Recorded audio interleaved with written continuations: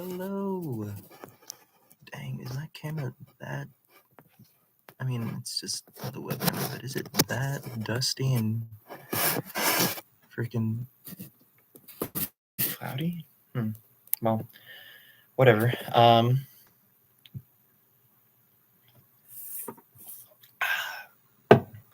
everybody. Welcome to part 2 of the log from the Sea of Cortez.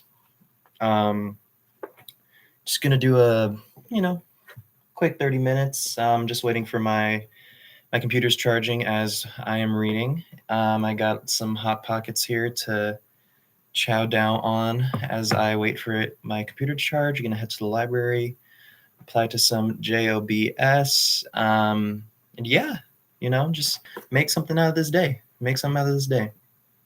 Feeling good. Let's do it.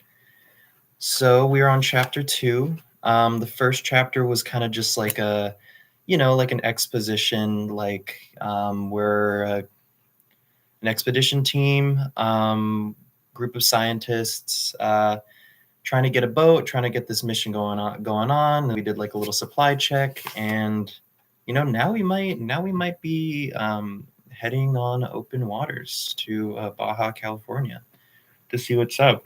There was some mention about World War II. I think this is taking place in the 40s. Let's see, the Nazis have invaded Poland, I think, and they're, awaiting to see if England will be, or London. I think Churchill said that, something about that. London will be invaded next, so, or at least attacked. So I guess there's some historical context there. But yeah, let's just jump into chapter 2. Let's not waste any time. And yeah, all right. What little time we were not on list in equipment or in grudging sleep, we went to the pier and looked at boats, watched them tied to their buoys behind the breakwater. The dirty boats and the clean painted boats, each one stamped with the personality of its owner. Here, where the discipline was as individual as the owners, every boat was different from every other one. If the stays were rusting, the deck was unwashed, paint scraped off, and lines piled carelessly, there was no need to see the master. We knew him. And if the lines were coiled and the cables greased, and the little luxury of deer horns nailed at the crow's nest, there was no need to see that owner either. There were deer horns on many of the crow's nest, and when we asked why, we were told that they brought good luck. Out of some ancient time, they brought good luck to these people, most of them out of Sicily. The horns groan sturdily on the structure of their race. If you ask, where does this idea come from, the owner will say, it brings good luck.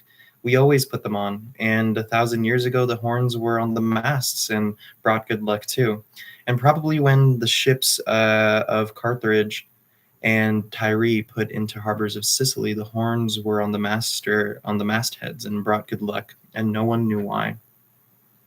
Out of some essential race soul, the horns come, and not only the horns, but boats themselves, so that a man to nearly all men, a boat more than any other tool he uses, is a little representation of an archetype. There is an idea, quote unquote, boat that is emotional. Oh, wait. Let's back it up. There is an idea boat that is an emotion, and because the emotion is so strong, it is probable that no other tool is made with so much honesty as the boat. Bad boats are built, surely, but not many of them. It can be argued that a bad boat cannot survive tide and wave, and hence it is not worth building, but the same might be said of bad automobiles on a rough road. Apparently, the builder of the boat acts under a compulsion greater than himself. Ribs are strong by definition and feeling. Keels are sound, planking truly chosen and set. A man builds the best of himself into a boat, builds many of the unconscious memories of his ancestors. Once passing the boat department of Macy's in New York, where there are duck boats and skiffs and little cruisers. On one of the authors discovered that as he passed each hull, he knocked on it sharply with his knuckles. He wondered why he did it in the same tempo with knocks on each hull. During an hour's observation, there no man or boy and few women passed who did not do the same thing. Can this have been an unconscious testing of the whole of the hulls? Many who passed could not have been in a boat. Perhaps some of the little boys have had never seen a boat, and yet everyone tested the hulls, knocked on it to see if there was sound, and did not even know he was doing it. The observer thought perhaps they and he would knock on any large wooden object that might give forth a resonant sound. He went to the piano department, icebox floors, beds, cedar chest, and no one knocked on them, only on boats. How deep this thing must be, the giver and the receiver again, the boat designed through millenniums of trial and error by human consciousness, the boat which has no counterpart in nature unless it be dry leaf fallen by accident in a stream. A man receiving back from a boat warping of his psyche, so that the sight of a boat riding in the water clenches a fist of emotion in his chest. A horse, a beautiful dog, arouses sometimes a quick emotion, but an inanimate thing, but of inanimate things, only a boat can do it. And a boat, above all other inanimate things, is personified in a man's mind. When we have been steering, the boat has seemed sometimes nervous, irritable, swinging off course before the correction could be made, slapping her nose into the quartering wave. After a storm, she has seemed tired and sluggish.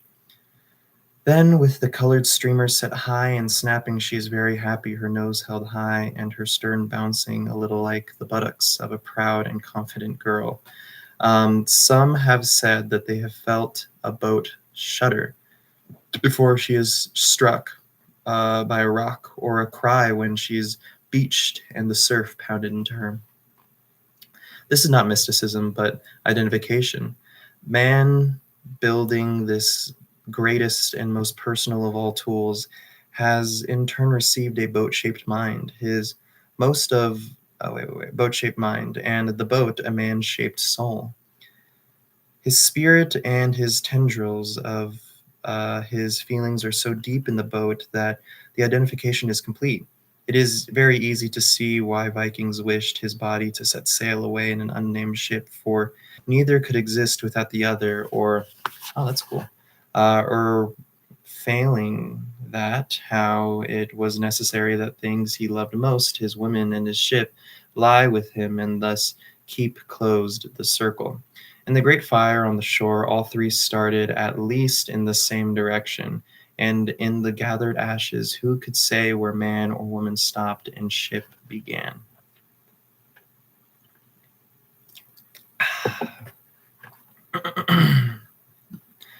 This strange identification of man with boat is so complete that probably no man has even destroyed a boat by bomb or torpedo or shell without murder in his heart. And were it not for the sad trait of self-destruction that is in our species, he could not do it. Only the trait of murder, which our species seems to have, uh, or species seems to have, could allow us the sick, exultant sadness of a sinking ship. For we can murder the things we love best, which are, of course, ourselves. We have looked into the tide pools and seen the little animals feeding and reproducing and killing for food. We name them and describe them, and out of long watching arrive at some conclusion about their habits, so that we say this species typically does thus and so. But we do not objectively observe our own species as species, although we know the individuals fairly well. When it seems that men may be kinder to men, that wars may not come again, we completely ignore the record of our species. If we used the same smug observations on ourselves that we do on hermit crabs, we would be forced to say, with the information at hand, it is one diagnostic trait of Homo sapiens that groups of individuals are periodically infected with a feverish nervousness, which causes the individual to turn on and destroy not only his own kind, but the works of his own kind.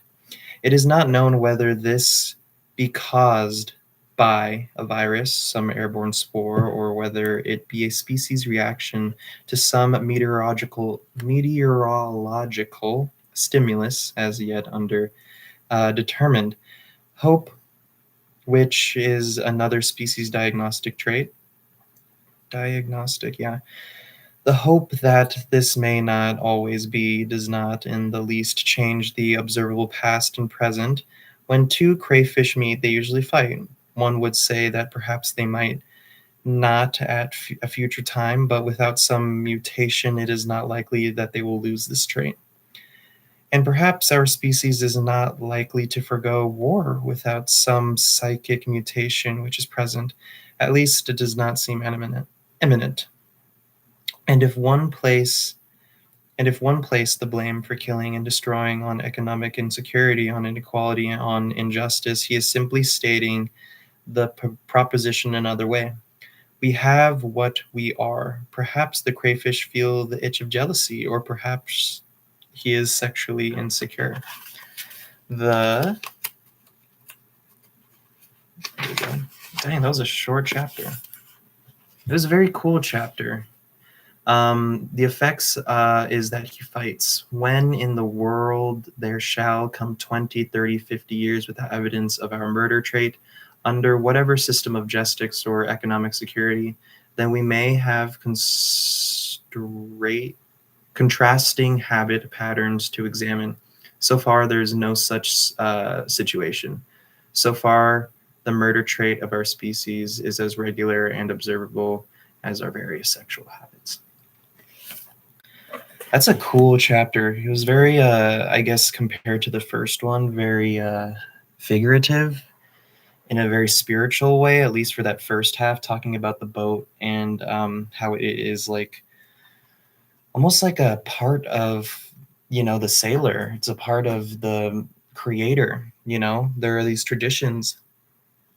Wow.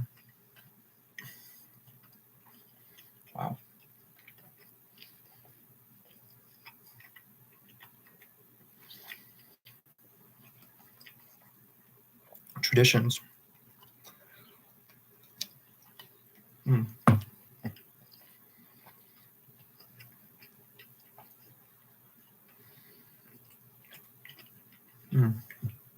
God, I love Hot Pockets.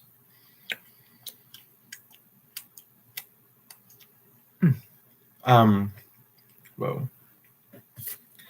Yeah. And then to, I guess, maybe dissect why we are that way, I guess, in a very comparative way to, I guess, the instinct of animals.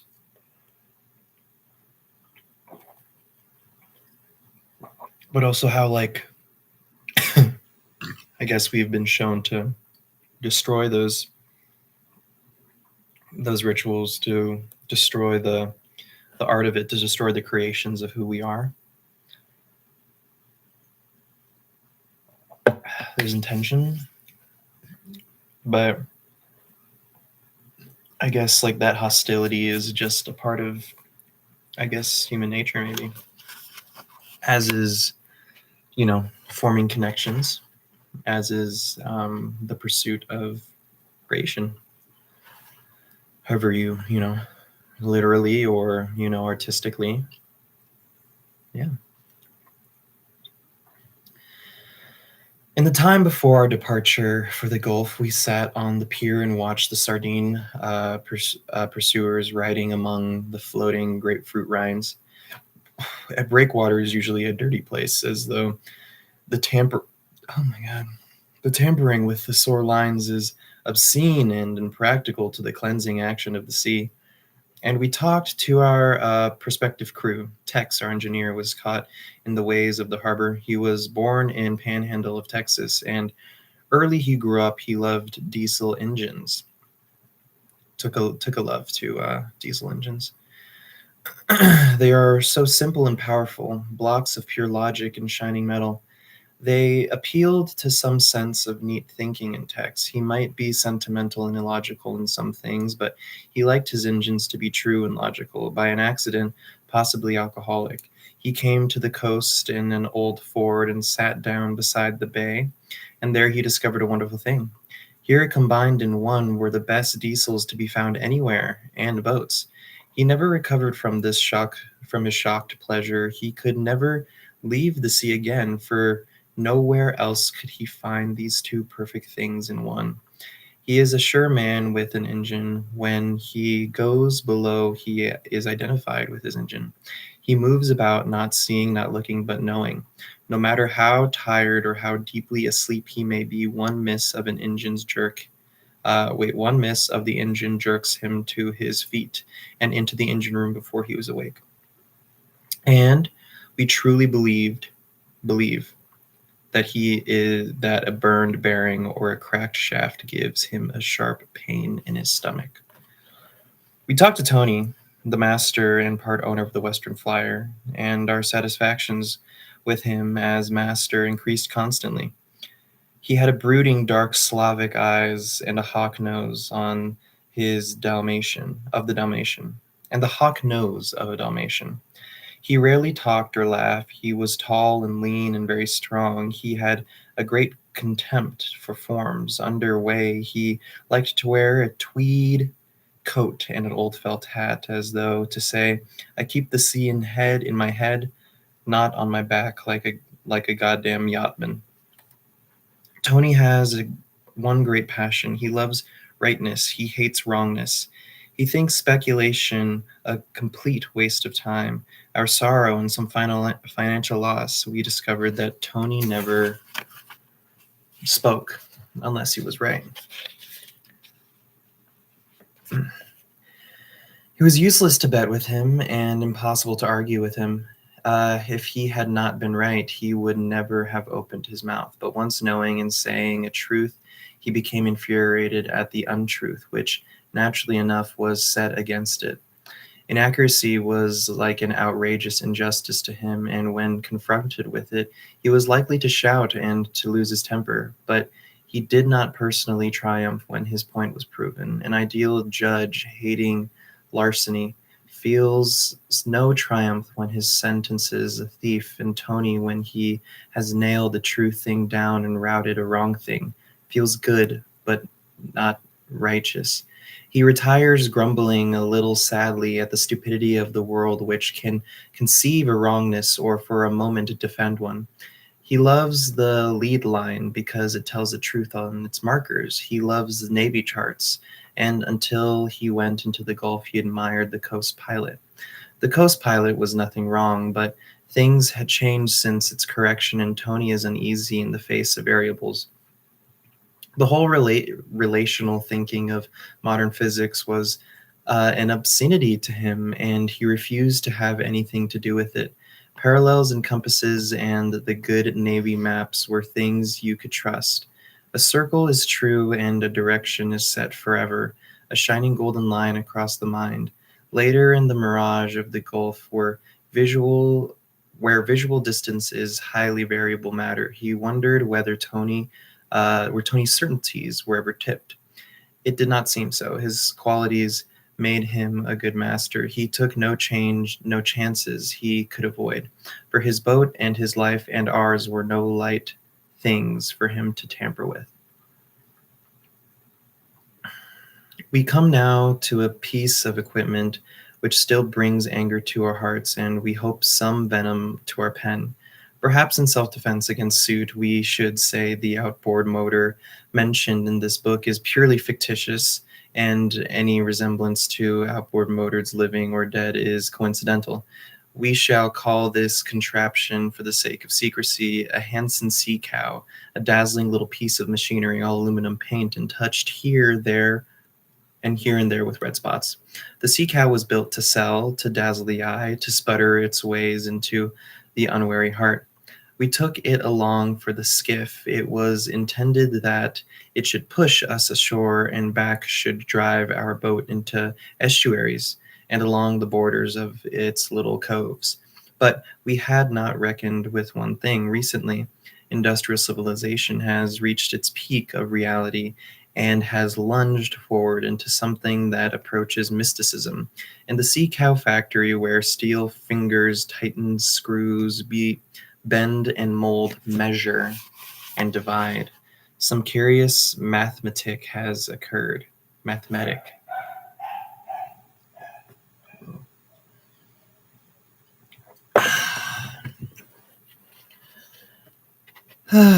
Did you ever know?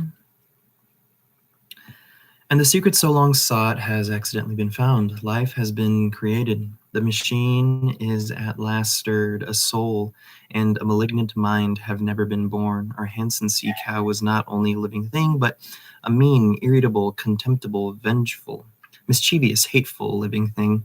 In the 6 weeks, that's okay. Yeah.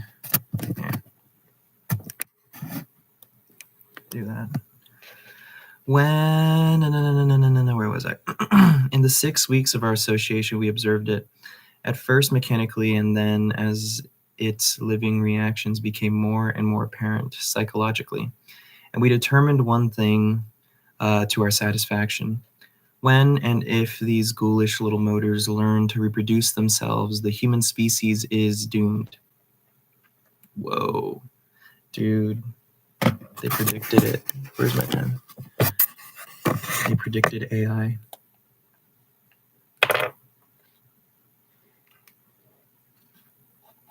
Yeah, it's just funny. It's just silly. I'll underline that. For their hatred of us is so great that they will wait and plan and organize one night. In the roar of little exhaust, they'll wipe us out. We do not think that Mr. Hansen, inventor of the sea cow, father of the upward motor, knew what he was doing. We think the monster he created was accidental and arbitrary as the beginning of any other life. Only one thing differentiates a sea cow from the life we know, whereas the forms that are familiar to us are the results of billions of years of mutation and complication. Life and intelligence emerge simultaneously in the sea cow. It is more than a species, it is a whole new redefinition of life. We observed the following traits in it, and we were able to check them again and again. Incredibly lazy, the sea cow loved to ride on the back of... Oh, wait, is this like a manatee? Am I tripping?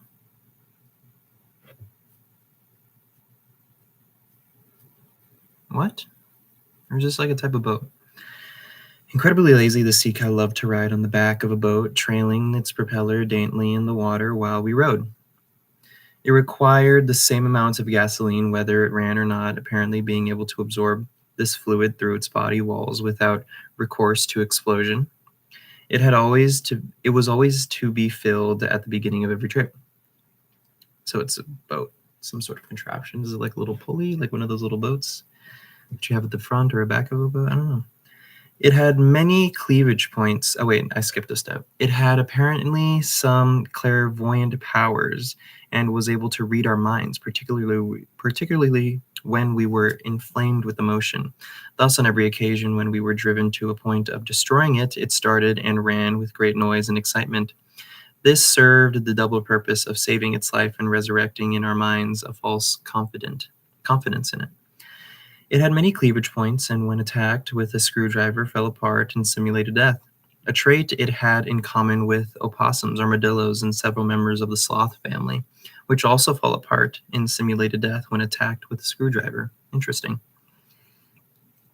It hated text. So this is like a, what is it called, like a apostrophe when you give human traits to a non-living creature? Or is it a... What is the other thing? Not personification. Animation? I don't know. I think it's apostrophe. Animation is just like a verb or you know what I mean. Because it hated text, sensing perhaps that his low knowledge of mechanics was capable of diagnosing its shortcomings.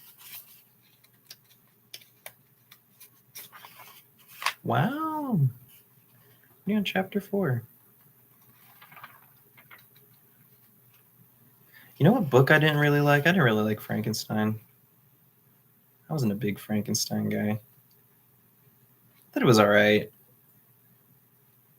I just didn't realize how much after would be. No, it was a good book. I'm hating on it. I just didn't really like that class. It was just kind of boring. But yeah, no, Frankenstein was good. I'm just tripping. But we're on chapter 4 already. I'm wondering, like, should we just call it here? What do you think? No, we got to keep going. At least for till 30 minutes, maybe. It completely refused to run, or number 6, it completely refused to run when A, the waves were high, B, when the wind blew, C, at night, early morning and evening, D, when it rained, where there was dew or fog, or E, when the distance to be covered was more than 200 yards. So the sea cow sucks. But on warm, sunny days when the weather was calm and the white beach close by, in a word, on days when it could have been a pleasure to row, the sea cow started at a touch and would not stop. 7. It loved no one, trusted no one, it had no friends. Perhaps toward the end of our observation were a little warped by emotion, time and again, as it sat on the stern with its pretty little propeller lying idly in the water. It was very close to death, and in the end, even when we were infected with its malignancy and its dishonesty, we should have destroyed it, but we did not. Arriving home, we gave it a new coat of aluminum paint, spotted it at points with new red enamel, and sold it. And we might have rid the world of this mechanical cancer. I kind of want to look up what the sea cow is. Sea cow in the log from the Sea of Cortez. I'm curious. What is this?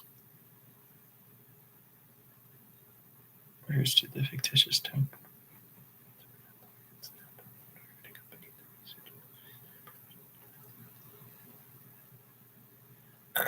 Oh, okay.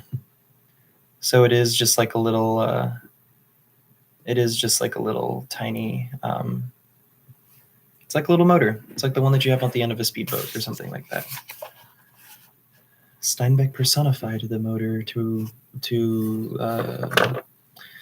display its unreliability. It makes this identification stronger because we are able to associate it with human traits that make it more palpable, I guess.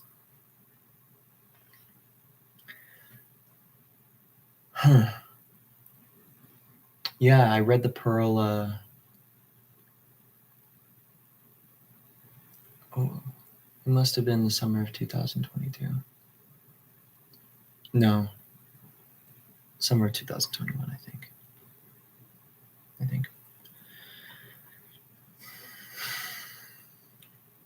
Chapter 4. It would be ridiculous to suggest that ours was anything but a makeshift expedition. The owner of the boat on short charter does not look happy on any redesigning of a ship. In a month or two, we could have changed the Western Flyer about and made her a collector's dream, but we had neither the time nor the money to do it. The low tide period was approaching. We had on board no permanent laboratory. There was plenty of room for one in the fish hold, but the dampness there would have rusted the instruments overnight. We had no dark room, no permanent aquaria, no tanks for keeping animals alive, no pumps for delivering seawater. We had not even a desk except the galley table. Microscopes and cameras were put away in an empty bank.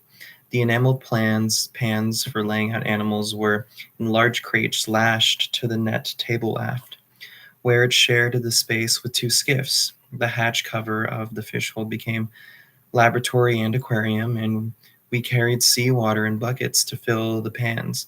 Another empty bunk was filled with flashlights, medicine, and more precious chemicals. Dip nets, wooden collecting buckets, and vials and jars in their cases were stowed in the fish hold. The barrels of alcohol and formaldehyde were lashed firmly to the rail on the deck. For all of us had, I think, a horror thought of 15 gallons of USP formaldehyde broken loose and burst. Our achieves a respect. One achieves, oh my God. One achieves respect and a distance for formaldehyde from working with it. Fortunately, none of us had a developed formalin allergy. Our small refrigerator chamber, powered by 2-cycle gasoline engines and designed to cool seawater for circulation to living animals, began to trip on the top of the deck house and enabled back on the net table. This unit, by the way, was not very effective, the motor being very jerky and not a sufficient form of power. But on certain days in the Gulf, it did manage to cool a little beer, or perhaps more than a little, for the crew fell in joyfully with our theory that it is unwise to drink unboiled water. The boiled water isn't good. In addition, the weather was too hot to boil water, and besides, crew wished to test the perfectly sound scientific observation thoroughly. We tested it by reducing the drinking water to an absolute minimum. I think we'll stop there. I'm going to eat this lunch and go on my merry way. Alrighty. I will see everybody later. Thank you.